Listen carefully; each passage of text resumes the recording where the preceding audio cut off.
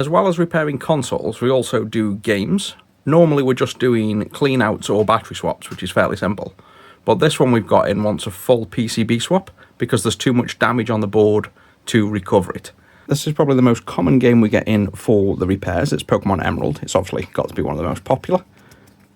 And if we just take it apart, one of the first things that you have to do is check it's genuine, because this is, again, something we get loads of clones of and fake copies because it's obviously so popular.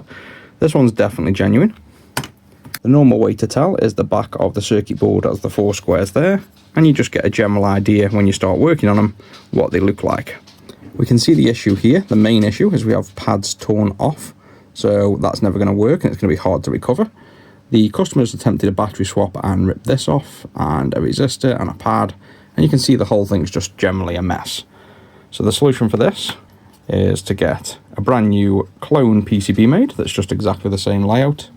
I'm just going to hot air over every component that's on this board, and then the missing one, which these aren't populated, but R9 should be, I'll replace with a 150 ohm resistor, and then we should be good to go. The process is pretty simple. We're going to apply flux to the new PCB, get some solder, and apply solder to all of the pins. Once we've done that, I'm going to grab the hot air, and I've got it set to 430 and 70% airspeed, which is plenty for a job like this. Then we'll hover over the original board about 2 inches, and we'll just warm up until the chip comes loose.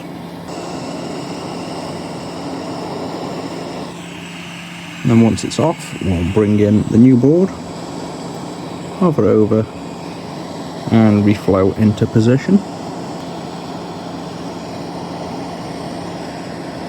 That's that one transplanted. We just do exactly the same for all the other components that we actually have. And that's now everything transplanted over, so we can see the old board above and the new board below. There's the new battery on, so the last thing to do now is test if this works. Let's just grab one of our Prestige consoles.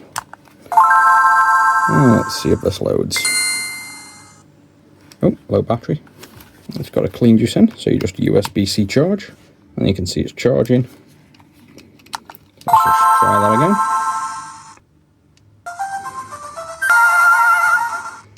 And we still have the save. We get no warning about the battery, so that's all good.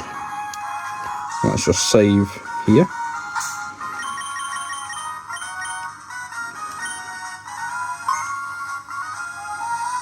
And then we'll turn off, remove the game, and just wait for 30 seconds. Now let's try again. And there's the save. So that's the game recovered. It just goes to show that even when you have a completely destroyed board, you can still recover it if you like. We offer this service on the website as well. It's just called a board swap, complete board swap. So if you've attempted a battery swap yourself and made a mess, you can still have your game recovered.